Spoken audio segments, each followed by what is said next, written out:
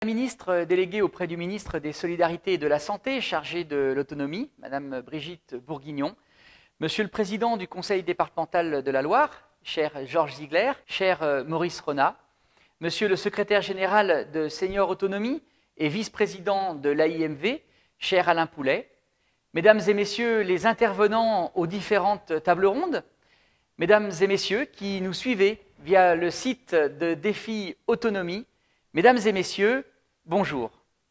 Cette année, le Défi Autonomie a lieu dans un format totalement numérique. Il va nous permettre d'échanger sur les enjeux du grand âge et de la dépendance, mais en toute sécurité. Je tiens vraiment à remercier Alain Poulet et ses équipes pour leur remarquable travail de réinvention de cet événement incontournable pour les acteurs de la santé du territoire qui, à chaque édition, permet d'œuvrer en faveur d'une meilleure inclusion des personnes âgées dans notre société.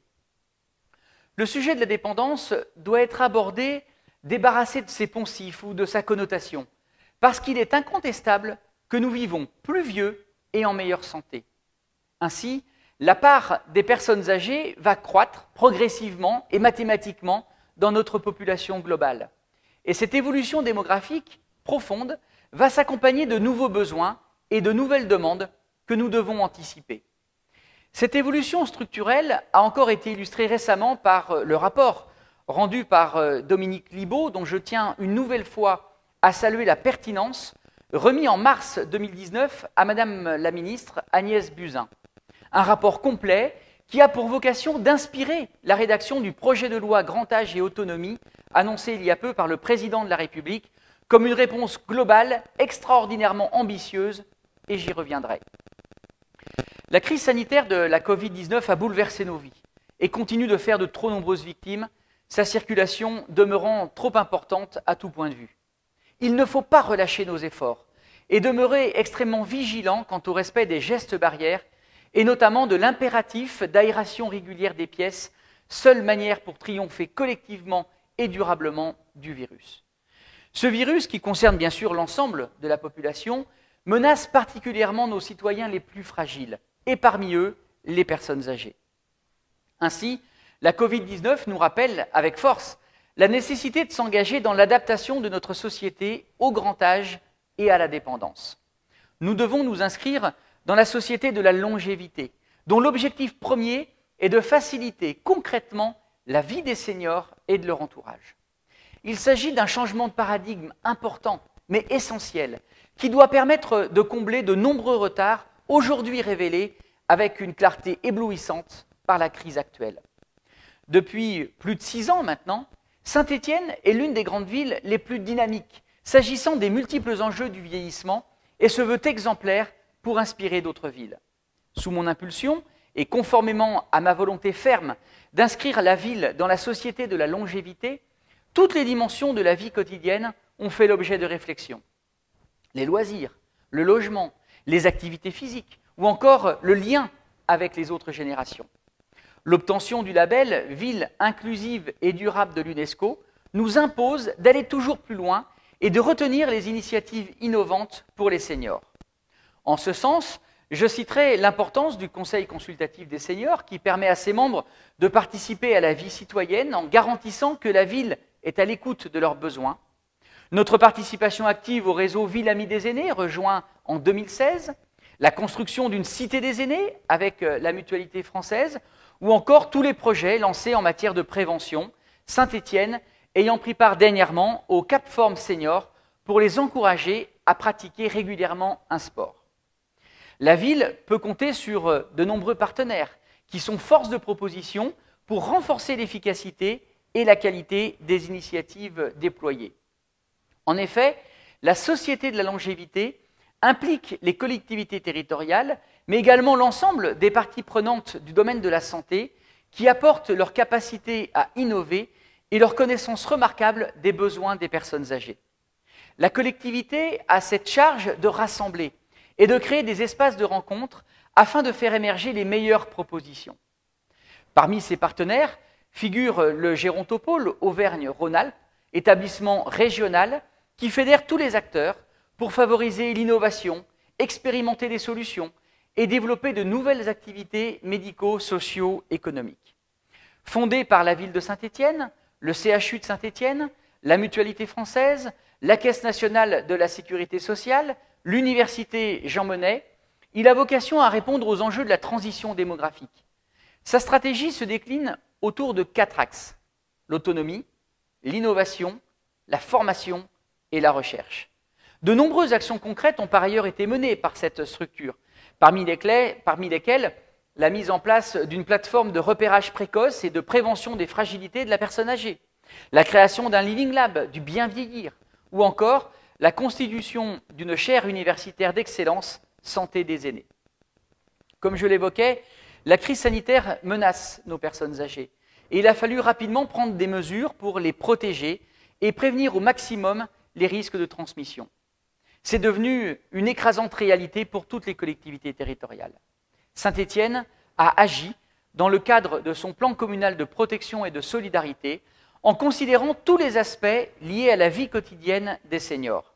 Ainsi, pour permettre aux personnes vivant dans leur domicile de lutter contre l'isolement et de s'alimenter correctement, nous avons renforcé le service de portage de repas. De nouvelles distributions sont maintenant prévues. Sur le modèle de ce qui est réalisé dans le cadre du plan canicule, nous avons relancé la plateforme d'appel qui a été activée pour prendre des nouvelles des personnes les plus vulnérables, permettant une intervention rapide lorsqu'elle est nécessaire, mais aussi permettant le maintien essentiel du lien social. Enfin, s'agissant de nos résidences seniors, des protocoles stricts ont été définis pour faire face à l'identification de cas positifs parmi les résidents et les soignants.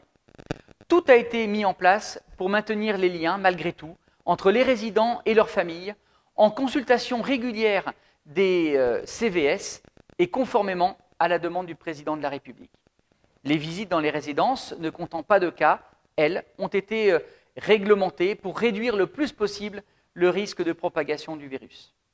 Les collectivités territoriales, et en premier lieu les communes, sont en première ligne de ce combat pour préserver les populations les plus fragiles. Dans les situations de détresse, les citoyens se dirigent essentiellement vers les maires.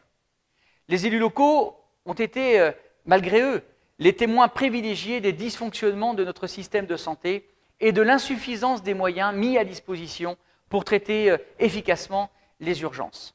Ainsi, l'un des grands enseignements qu'il conviendra de tirer de cette crise doit être la revalorisation de ce que David Goddard appelle les métiers du cœur et de la main. La Covid-19 a mis à nu, une par une, chacune de nos carences, et notamment dans le domaine du soin. Les métiers du prendre soin, de l'empathie, de l'attention, ont depuis la massification des études supérieures perdu de leur attractivité et ont vu leur statut social lentement décroître. Nous le constatons dans nos EHPAD municipaux, aujourd'hui très en tension du fait de manque de soignants disponibles, malheureusement touchés par le virus. Nous devons parer à l'urgence et à ces difficultés conjoncturelles correspond un problème structurel. La robotisation va entraîner la disparition de nombreux métiers intellectuels et les formations professionnalisantes doivent être renforcées et rendues plus attractives. L'offre d'emploi se situera dans ces secteurs qui peinent à recruter et dont les acteurs se tournent vers une main-d'œuvre provenant souvent d'autres pays européens. Une machine ne pourra pas à court terme remplacer l'œil humain ou notre capacité à faire preuve de compassion. De la même manière, l'inventivité et la créativité artisanale humaine ne sont pas prêtes d'être égalées par une intelligence artificielle. Madame la ministre Bourguignon, qui nous fait l'honneur de sa présence, doit prendre la mesure de cette exigence de revalorisation qui revêt une importance fondamentale dans le soin apporté aux seniors. Répondre à l'enjeu du vieillissement de la société, c'est déjà s'assurer que le soin des personnes âgées s'améliore et que chaque senior sera correctement accompagné à chaque stade de sa vie. Le projet de loi Grand Âge et Autonomie, attendu depuis de nombreux mois, pour ne pas dire plus, ne doit plus être le grand sacrifié d'un ordre du jour parlementaire, certes mouvant, mais qui dénote des priorités politiques du gouvernement. L'incapacité de notre gouvernement à anticiper et à prévoir ne doit pas se transformer en incapacité de réaction ou entraîner la mise en œuvre de mesures inadaptées ou obsolètes. La question du statut des soignants ou de celui des aidants que je soulève doit être abordée dans un texte de loi qui n'en finit plus, hélas, d'être repoussé. Faute d'une vision claire découlant d'un projet de société qui se déclinerait autour de l'ambition de l'épanouissement de l'homme et de sa nécessaire autonomie. Plus que d'un train de nouvelles mesures définies en réaction aux urgences multiples, nous avons besoin d'un cap et d'un cadre, mais également d'un changement d'approche. La vieillesse ne doit plus être considérée comme une charge pour la société. L'État doit, comme Saint-Étienne l'a fait et réussi, je le crois, s'engager dans la société de la longévité. Le gouvernement doit être au rendez-vous de ce défi sociétal qu'est le vieillissement de la population et doit pouvoir se projeter. Cette réponse globale extraordinairement ambitieuse ne doit pas être un nouveau coup de communication. Elle sonne comme une promesse, mais les promesses doivent résister aux exigences légitimes des collectivités territoriales et des professionnels de la santé. Et puis, des personnes âgées et de leurs proches. La Covid-19 a convaincu l'ensemble de notre pays de l'impérieuse nécessité de ce basculement et que la notion du prendre soin ne pouvait plus être négligée. Les liens entre les citoyens, distendus du fait de la survenance de la pandémie, doivent être retissés et renforcés. Et ces liens sont en premier lieu ceux qui unissent les membres d'une même famille et de ses différentes générations. Il faut désormais avoir le courage politique de concrétiser cette impulsion qui remonte au tout début du quinquennat actuel. Ce nouveau cadre, que j'appelle, doit prévoir des moyens financiers renforcés, à la hauteur des ambitions affichées, et alors que les collectivités voient chaque année leurs ressources dangereusement diminuer. La santé étant une compétence régalienne, il n'est plus possible de réduire les investissements. Le projet de loi devra aborder la question du logement, traité sous tous ses aspects et avec ambition. À Saint-Étienne, la Cité des aînés peut préfigurer le logement type pour les personnes âgées, ouvert sur la ville et moderne, de par l'ensemble des services apportés. La construction de liens durables et fiables entre le milieu médical et les résidences pour seniors doit être étudiée afin de répondre aux nombreux besoins et aux phénomènes de désertion des médecins généralistes. L'un des enjeux qui doit être aussi appréhendé se situe dans le risque de glissement des seniors, isolés et sans contact avec le monde par-delà les murs de leur logement ou de leur chambre. À Saint-Étienne, nous avons fait le choix de multiplier les actions dans le domaine de l'intergénérationnel et les échanges entre plusieurs générations sont une richesse rare. Je souhaite que l'État ne se dérobe plus à ces enjeux. Mais je souhaite également que l'État soit plus à l'écoute des collectivités territoriales, dont les capacités d'expérimentation sont importantes.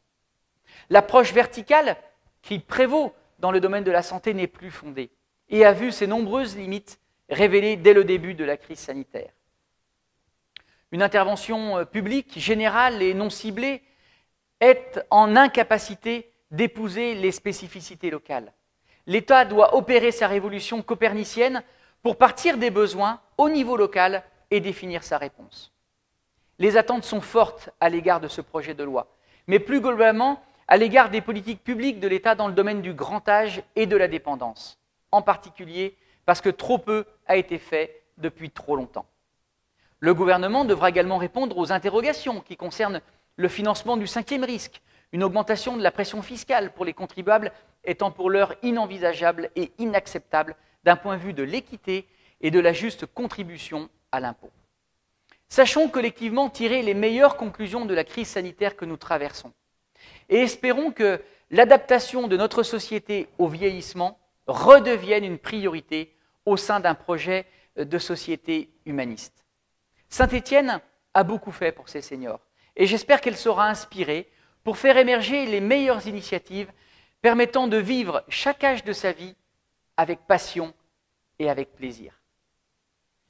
Je vous remercie de votre attention.